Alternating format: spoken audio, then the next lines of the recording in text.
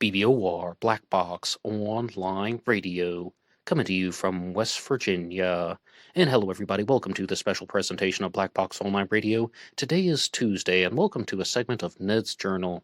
It's been a very long time since I've done an episode of Ned's Journal. I did a handful of these episodes back in 2023, where I was just using this as an opportunity to talk to you guys about the future of Blackbox Online Radio, some updates, and also I want to use this one as a chance to share some photos of West Virginia with you guys, because you always hear me talking about West Virginia in the introduction, but I haven't really shared a lot of my own photos of the mountain state, and I pulled up a few images from Google last week when I did the bonus episodes on American Conspiracy, the Octopus Murders, talking about the suspicious death of Danny Casolaro and some other murders that are connected in a big conspiracy. And American Conspiracy, the Octopus Murders is a docu-series that is available on Netflix. And episodes 1 and 4 really talk a lot about West Virginia and the town of Martinsburg, which isn't too far away from where I grew up. And I invite you guys to listen to that if you haven't heard it yet. You can also hit the like button and subscribe. It really helps out the channel, and anything like that is greatly appreciated. But I wanted to make a couple of announcements, and most of you know that I am in West Virginia right now, but prior to that, I spent about 5 months in the Philippines, and I'm here for about a 5-week gap because I did a little bit of work in the Philippines. Now this is almost like a hiatus time, and in April I will be going back to Asia, but not the Philippines. I'm going to be going to Macau, and I will be starting a job there in near the end of April. And I'm going to try to keep up with Blackbox Online Radio, absolutely going to keep up with Zodiac Monday, of course, but I'm still looking at some new possibilities with the schedule now. And the thing is that the pandemic is mostly over, and before the pandemic, I really was like that. I was just always on the go, moving from one city to another, coming back to West Virginia for a little bit of time, and then going to a new city. And I was able to do that prior to the coronavirus, and now things are opening up again. I think it's just gravity. It's just pulling me back to that way of life. As a lot of you know, I was an English teacher in China for about 6 years, and I started that pathway in a rather peculiar way because I graduated from the university in 2011, and I spent 4 years and 3 months at college, and I graduated with a degree that has no major on it. I switched my major like 4 or 5 times. I don't even remember how many times. And I really did not want to do a 5th year of college. So I did a summer program that would give me like 12 credits or whatever it was that I needed to graduate. And I graduated in 4 years and 3 months. But I have a bachelor's degree that has no field, it has no major, it just says Bachelor of Arts on it. And the reason why was because I had changed majors so many times. The only way that I could graduate without doing a 5th year was to graduate with no major. And some people don't believe me about this, but I could show you the diploma if you truly want to see it. And that was just an option that my university had. And yes, it's real. It's a real bachelor's degree. It just says Bachelor of Arts. But I graduated and I had no skills or abilities to connect to it. So that didn't really work out too well. So the first thing that I did after graduation was I got my teaching certificate, teaching English as a foreign language, TEFL, and I just started going around the world. The first place that I went to was North Africa, and I was there for about 6 to 8 months. And then the next one that I went to was Russia, and I can sum up life in Russia very easily. I absolutely loved being in Russia. I loved all of the Russian experiences that I had, but I didn't really like my job too much, and I didn't get along with the work environment and a lot of the, well, let's just say I didn't like the work too much there. So that was for 1 year, and I decided that I didn't want to stay in Russia, but I still needed a job, right? So there are a lot of English teaching opportunities in China, and I went from Russia to China. I was back in West Virginia for about almost 4 months. I think it was actually 3 months and 3 weeks. I remember it because of the 3 and 3, and that just became a pattern of behavior that I would do for a long time. I would go to a different country for a while, then I would come back to West Virginia for about 3 or 4 months, and just go back and forth around the world. And it was absolutely amazing before the pandemic, before all of that got shut down. And I went to China, and I had no idea how long I was going to be there. Maybe 1 year, 2 years. I ended up staying in China for 6 years. And I left China in January of 2020, right before the pandemic started. I thought it was going to be avoiding the coronavirus, but it turned out the United States had its own lockdowns. Everybody had them, almost everywhere in the world, right? So it was unavoidable. One opportunity that I had in China was I didn't have to stay in the same city the whole time. I could look for a job the next year in a different city and just go north and go south. And oh, let's see. I first lived in a city called Guangzhou in southern China, and I spent 2 years in northern China in Beijing, the capital. And then I went back to southern China to a city called Zhuhai, and then to a city called Nanchang, which is in somewhat south central China. So I had the opportunity to move around, and I visited loads of places. I visited Shanghai a couple times, central China to a place called Guiyang, lots of different cities, and met a ton of people along the way. And yeah, sure, that was great. But at the same time, I decided that English teaching was something that I didn't necessarily want to do forever. I mean, I'm going back to it now, but that's because, they're just, it's been long enough and I'm ready to go back to it. So I was really looking forward to coming back to America, and the pandemic and my choice to come back, that was just kind of a jump start to it. And ultimately, I came back and I found a job where I was an evening watchman. And a lot of you know that I'm the author of the book Killer on a White Horse, a story of the evening watchman.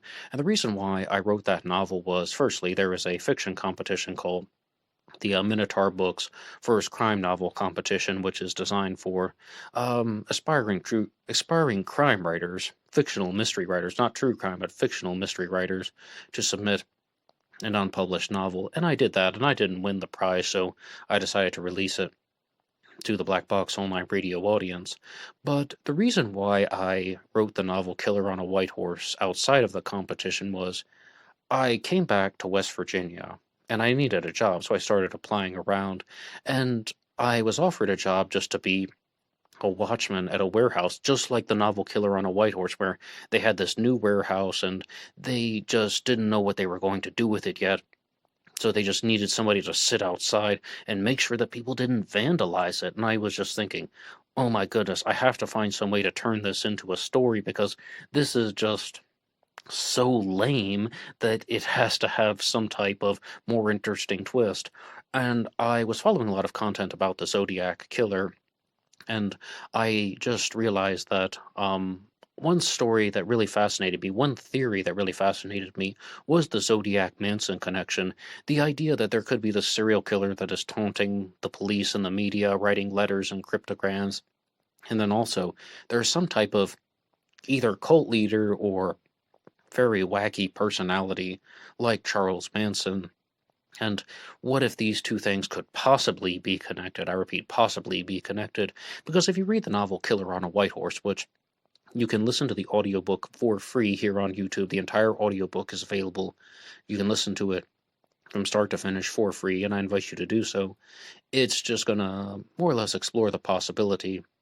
And in 2020, when I was working on the novel Killer on a White Horse, I was also really noticing that BlackBoxOnlineRadio was coming into its own. It wasn't just something where I made a YouTube episode every now and then.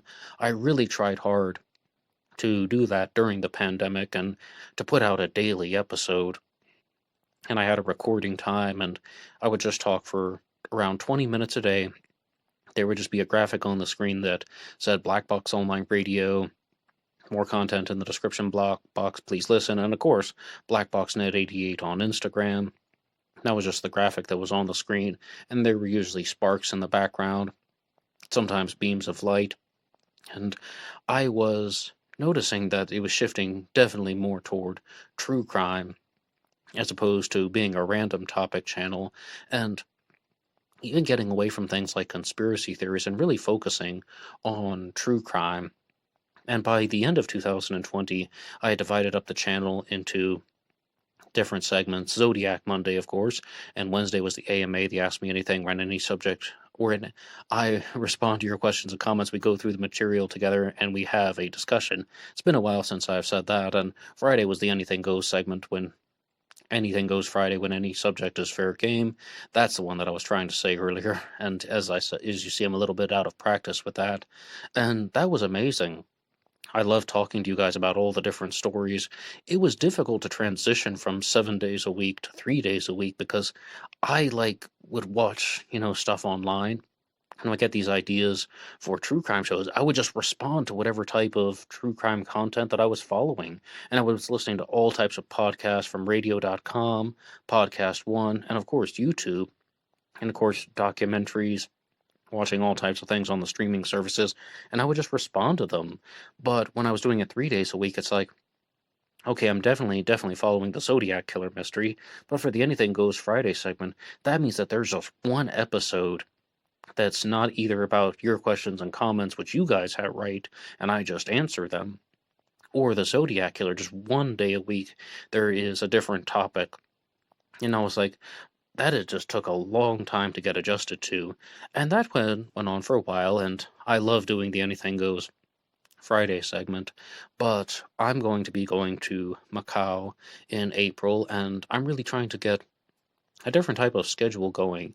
Zodiac Monday is going to stay, absolutely, and I'm going to try to release reels and shorts on YouTube, Facebook, and Instagram as frequently as I can. But I'm also making this episode to give the announcement that there will be a return of AstroPsych 400. AstroPsych 400 was a YouTube channel that I created as a secondary project back in 2021, and I really didn't have any big plans for it. I just wanted to make a 12-part video series on astrology. I was sitting at work one day, not working when I should have been, and I was just getting lost in my imagination the way that I shouldn't have been. And I thought, you know what? What if I make a 12-part video series on astrology, just talking about some coincidences that I've experienced in regards to star signs and matching up with people's birthdays and so on, and personality traits. And I'm not the biggest believer in astrology. In fact, I'll flat out say it. I don't believe in all of these astrological connections, but I just wanted to tell the stories of those coincidences. The real reason I did that video series was I wanted to prove to myself that I actually could, that I'm not just going to get lost in my imagination like the way I did for 31 years and not always put my ideas to use. I wanted to do something like that because I want to have an idea, put it into action, and see the result. So that's how AstroPsych 400 was started. But I have to be very honest with you about something. Over the last 12 months, I've definitely drifted away from true crime a fair bit, and I've kept up with the Zodiac Killer. I'm going to follow the Zodiac Killer mystery until it's solved or I'm dead, one or the other. But I've noticed that the content that I'm watching now, just on my own time, is really less and less true crime related. And my fiance even made a remark about that when she said it just seemed like I was only watching psychology videos on YouTube. Whenever she would see me on the YouTube TV app, I'm watching stuff about psychology and a little bit about social issues. And originally I was going to just, have Blackbox Online Radio and maybe once a week do a segment on a new YouTube channel called Switchforce Media. At some point in the future, these YouTube channels will be put together as part of a company called Switchforce Media, and I made a YouTube channel for Switchforce Media, and I was talking about this on a recent Zodiac Monday, and that YouTube account already got shut down. The email address got shut down. It was all deleted, and they said, we think it's a bot.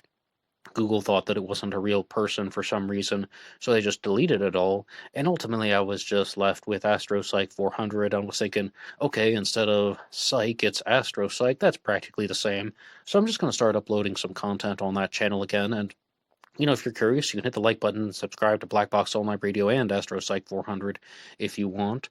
And totally up to you if you want to follow that type of stuff, but I'm still trying to map some things out, seeing how I could balance the two different channels or something.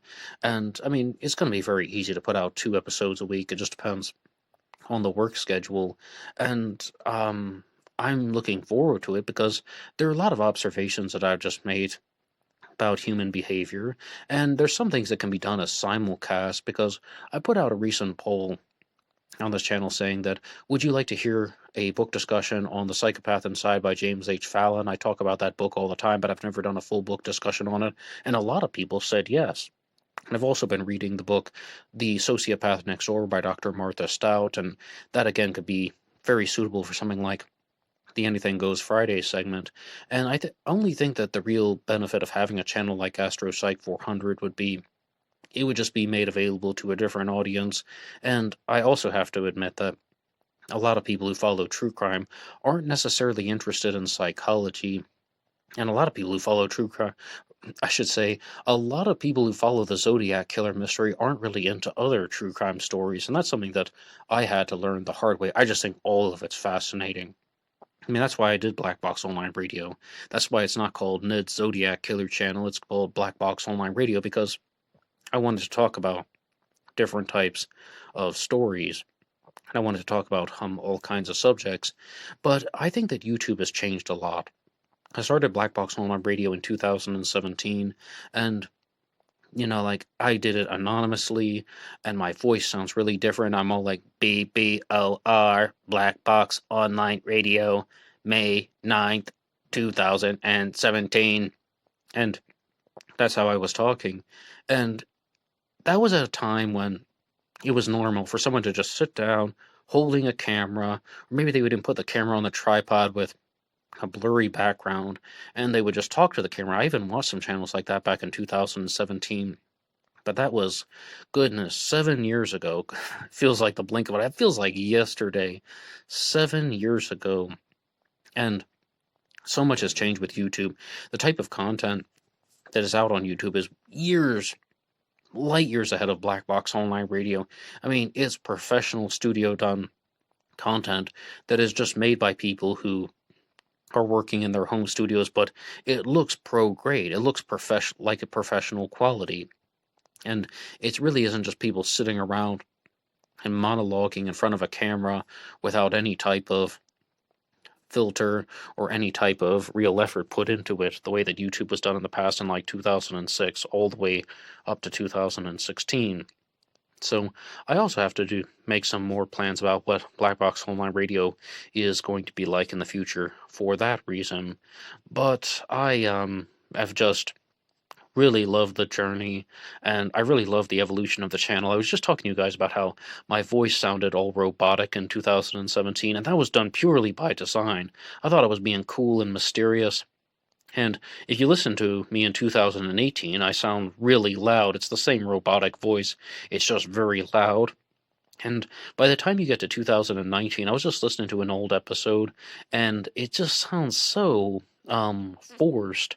It would be like, BBOR Blackbox Online Radio. Now I'm gonna tell you a story about something, and it's going back to 2002, and like it's almost done in an unnatural way, and I was not aware of that at all. I mean, I just thought that I was talking to you guys normally, and then by the time you get to 2022, I'm mostly just talking in my normal voice. Like, this is how I talk, and some people think that it's a little bit weird because I grew up in Maryland from the ages of like 0 to 7, and I left Maryland at age 7 because my parents got divorced. Happens a lot in the USA. And we came to West Virginia in 1995, and I kind of have like a blend of a West Virginia Maryland accent, so some people think that I talk in this weird way, but what you're listening to right now is my real voice. It's not done in any type of like makeshift radio voice, or this isn't just some type of personality thing that I'm doing only for the show. This is my real voice, and when I listen to it now, it just sounds like the way that I would talk to any friend or anybody. So I think that the channel has evolved, and I think it's not only in a good place. I don't think that the shows have ever been this well. I think that the Zodiac Killer News Report is better than ever, and the reason why is because of people like you who are listening to this right now, who share things, who make recommendations, who just tell me what you want to hear about. You want to hear someone else's take on a subject. You want to hear somebody else respond to this article. You want to hear somebody else respond to this video. What do you think about this Zodiac Killer suspect? What do you think about this true crime story? And that is so valuable. So not only do you can you hit the like button and subscribe? You can also just leave a comment down below about things that you're curious about in regards to the Zodiac Killer mystery, as well as some things about psychology. I'm always taking book recommendations, and the Sociopath Next Door was something that was recommended to me. I'm going to try to do more book discussions in the future, but I just want to kind of give the final concluding statement of please look out for the audiobooks that are coming out on the weekend. Once I'm done with Down the Dark Lane, I'm going to go right into the next audiobook, which will be the third story in the White Horse Killer saga. The first one is Killer on a White Horse. The second one is called The Barry Albert Tapes. It's the final story in Down the Dark Lane. And the third one is going to be called White Horse Strong. I've decided that that one is going to come out only on YouTube as an audiobook form because I think that they're just better productions than the printed text. But if you want a free copy of the text or something via PDF, I'm just going to give those away. You can listen to it on YouTube for free via audiobook, or you can just read it for free because the text versions end up getting a lot of typos and errors in them, and I don't want people to pay for money that has something like a ton of errors in it. So you can just read it because some people really prefer to read books via print or text format or something like electronic books. I'll just send that to you. And the next thing to say is look out for Astro Psych 400 coming back. And one final note is, on Astro Psych 400, I used to release something called the Podcast for Sleep. I told you that there are a handful of other episodes. Something that I was hoping would turn into a regular thing would be the Podcast for Sleep, because a lot of people were saying that they use Blackbox Online Radio to fall asleep at night, and I was thinking, well, why not create a podcast that is specifically designed to help people fall asleep? Astro Psych 400. It's time to fall asleep now. Time to surround yourself with positive vibes. Something to that effect, and I mean, I don't mean to toot my own horn or anything, but I think that Blackbox Online Radio is the best show that I have ever found to fall asleep to. And the reasons for that are, I mean, I don't use the bumper music anymore. I did in a few episodes, but no sound effects, no loud crash and bang stuff, no extreme shouting, just the continuous monologue without a bunch of interrupting electronic effects. I use BBOR to fall asleep to all the time. I did it for years. I even got to the point where I couldn't fall asleep without some type of audio. My go-to was Blackbox Online Radio, just for all the reasons that I listed off. And I guess Astro Psych didn't really take off, but that channel is going to be coming back. Once, twice, 3 times, try again. That's not the saying. The saying is, if at first you don't succeed, try again. And what I was thinking of, 1 time, 2 time, 3 times a lady, and I love you. That's a song, right? I get a little bit, I get wires crossed on the brain. And this is also something that I want to talk to you guys about on Astro Psych 400. I've never been diagnosed with ADHD, but I empathize with people who have, because about how your brain can just go 100 miles an hour at some point, always changing from different ideas and so on.